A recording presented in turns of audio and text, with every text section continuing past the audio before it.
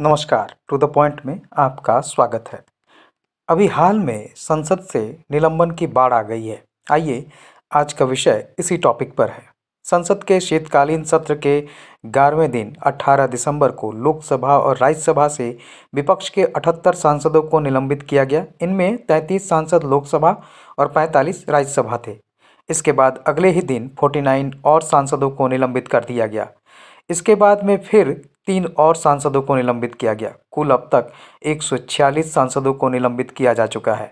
इससे पहले अगर देखें इतनी बड़ी मात्रा में सांसदों के निलंबन को, तो 15 मार्च 1989 को लोकसभा से 63 सांसदों को निकाला गया था। ये सांसद इंदिरा गांधी हत्याकांड की जांच करने वाले आयोग की रिपोर्ट सदन में पेश करने की मांग को लेकर हंगामा कर रहे थे। वर्तमान सांसदों के निलंबन की बात करें तो निलंबन की कार्रवाई के बाद सांसदों ने कहा कि मोदी सरकार विपक्ष मुक्त संसद देखना चाहती है, इसलिए उसने ये कदम उठाया। विपक्षी सांसदों का कहना है ऐसा करके मोदी सरकार ने लोकतंत्र का गला घोंटा है। दरअसल विपक्षी सांसद संसद में 2 लोगों के घुस आने की घटना के बाद इस पर सदन की बहस की मांग कर रहे थे। वहीं सरकार का कहना है कि इन सांसदों ने अपनी मांग के समर्थन में संसद में हंगामा किया और कामकाज में अड़ंगा डाला। सदन का कामकाज न होने देने की वजह से इन सांसदों को निलंबित किया गया है। भारतीय जनता पार्टी का कहना है ये सरकारों को अहम बिलों को पारित करने से रोकने के लिए विपक्ष की सोची समझी साजिश है। आइए जानते हैं सांसदों के निलंबन की प्रक्रिया को।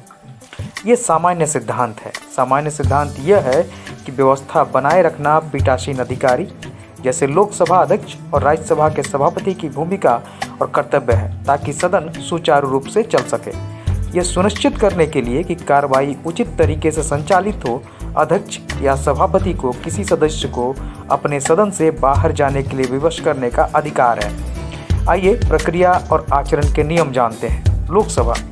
लोकसभा से किसी सांसद को एक दिन, कुछ दिन या पूरे सत्र के लिए निलंबित किया जा सकता है। लोकसभा के रूल बुक में यह अधिकार नियम 373 और 374 में है। गंभीर मामलों पर अध्यक्ष के आदेश का उल्लंघन करने वाले सदस्यों से निपटने के लिए लोकसभा अध्यक्ष नियम 374 और 374 ए का सहारा लेते हैं। राज्यसभा के बारे में बात करें तो राज्यसभा के सभापति को निलंबन का अधिकार नियम संख्या 255 और 256 के अंतर्गत प्राप्त है। आइए अब आते हैं इसमें उच्चतम न्यायालय के हस्तक्षेप को लेकर। संविधान का अनुच्छेद 122 कहता है कि संसदीय कार्रवाई पर न्यायालय के समक्ष सवाल नहीं उठाया जा सकता है। हालांकि न्यायालयों ने विधायिका के प्रक्रियात्मक कामकाज में हस्तक्षेप किया है। जैसे महाराष्ट्र विधानसभा में 2021 के मानसून सत्र में 12 भाजपा विधायकों को 1 साल के लिए निलंबित करने का प्रस्ताव पारित किया गया था। सुप्रीम कोर्ट ने महाराष्ट्र सरकार को बड़ा झटका दिया और 12 विधायकों के निलंबन को असंवैधानिक बताया। आइए अब जानने की कोशिश करते हैं कि ऐसा क्यों हो रहा है। सबसे पहला, सरकार का गंभीर मुद्दों से भागना। सांसद अगर संसद में सरकार से सवाल करते हैं तो उसके जवाब सरकार को देने होंगे। फिर संसद में सुरक्षा चूक का मामला तो बेहद संवेदनशील है। दूसरा, विपक्ष की जिम्मेदारी। संसद में जन मुद्दे उठाने की विपक्ष की जिम्मेदारी है। विपक्ष का बहस के लिए मांग करना संसदीय विमर्श का अहम पहलू है। तीसरा, बिलों को बिना रुकावट और बहस के पास करने की रणनीति।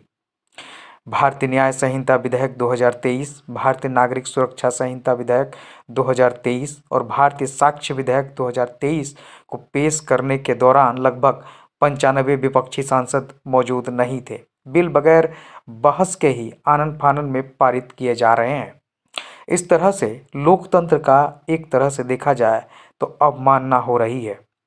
इसके साथ में अन्य कारण पक्ष और विपक्ष में सामंजस्यता की कमी, लोकसभा अध्यक्ष और राज्यसभा सभापति में सभा संचालन की क्षमता में कमी, लोकसभा अध्यक्ष और राज्यसभा सभापति का राजनीतिकरण।